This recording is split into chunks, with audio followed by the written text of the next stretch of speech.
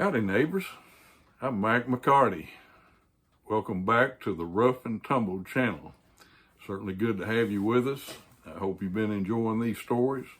I've enjoyed telling them. This story today is about my grandpa, Mac McCarty. Now he died before I was born, and my dad wasn't one to share much, so he just didn't talk much. He had a rough experience in World War II, but he did take me by to meet this old gentleman, old man Nobles, that had retired from Amico Production and had been one of my grandpa's best friends. Even helped him out in running his store from time to time, things like that.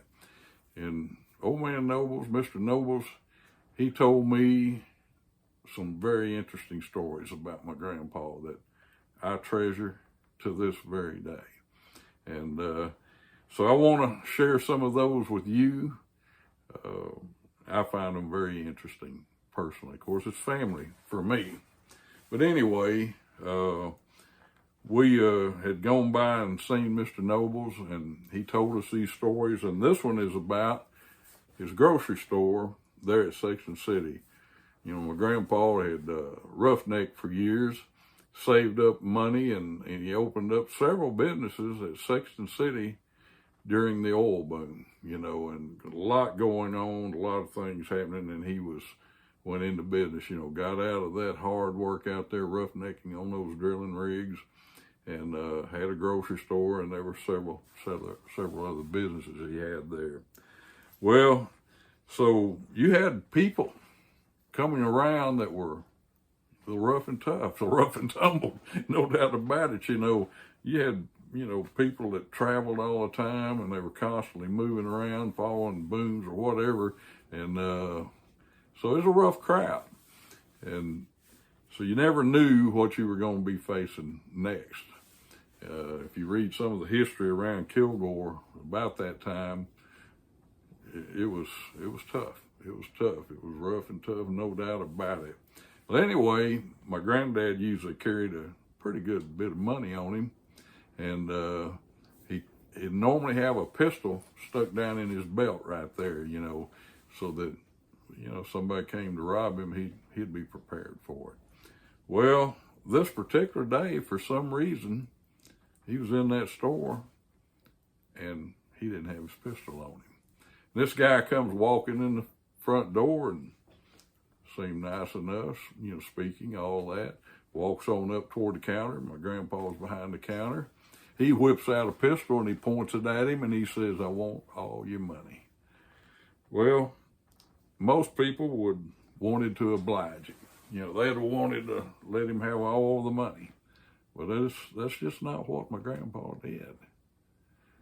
He looked at that man, sized him up right quick, jumped the counter to take that pistol away from that guy. Well, it scared the guy so bad. He ran and dived out the window. Of course, there were no screens on the window. There was no air conditioning. He dived out that window and took off running and lost that pistol in the floor as he was diving out. Now, that's an interesting thing because that pistol stayed in the family for a lot of years because my dad's oldest brother, Uncle Mac, lived out in Odessa toward the latter part of his life, and he had that pistol. Well, Dad and his brother had fell out way back in the mid-50s around the time I was born. So I'd never met this uncle. And long about 94, 95, my uncle was dying of congested heart failure and called my dad up, wanted to come see him in Overton. And Dad said, "Come on." And they had a good visit, kind of mended some fences. It was a good thing. And I had a daughter going to be clogging out in Wink, Texas at a Roy Orbison tribute. And I told Dad, I said, I'd like to meet my uncle. And he told me, gave me his number and everything, and called him up, and Uncle Mac was glad to hear from me. And I won't tell you how he vetted me to see if I could come by, but he wanted to be sure I wasn't some hippie-looking, scraggly-looking thing and without any values. he found out that I had a family and was trying to live right, it was okay if I come by to see him. He was quite a character. Well, anyway, we got there and he told me about that pistol. And I said, well, I never knew about it until Dad took me by to see Mr. Knowles. You know, and he said, oh yeah, he was real good friends with my dad. And I said, yeah, he was telling me that. And I said, so you had the pistol, but you don't? He said, well, he said, this collector come along, and he said, that pistol was worth a lot of money.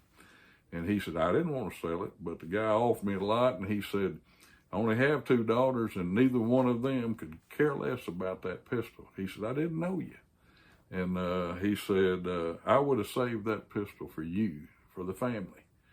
And I said, well, Uncle Mike, that's life. I said, I hate it that it's gone, but I appreciate the thought that you would have saved it for me. And Uncle Mac and I just bonded right quick. We really got along well. We both worked the oil patch, and it was neat to get to know him for a little over a year before he passed on. But anyway, people think back in that story and they say, your granddad must have been crazy jumping that counter to take that gun away from him. Well, my granddad had traveled the world in World War I in the U.S. Navy, and he was a scrapper. He's an Irishman, McCarty, you know, that's Irish. And so he had been through a lot, done a lot. He was not a man to be messing with. And I guarantee you, he had the discernment to look at that guy and see the fear in his face, and he wasn't going to put up with him. Well, anyway, I hope you've enjoyed this story as much as I enjoy relating it to you. I appreciate all of you for watching. I hope it brings just a little bit of pleasure to you during the day, and, you know, whenever you can watch it. And until next time, I'm Mac McCarty with the Rough and Tumbled Channel.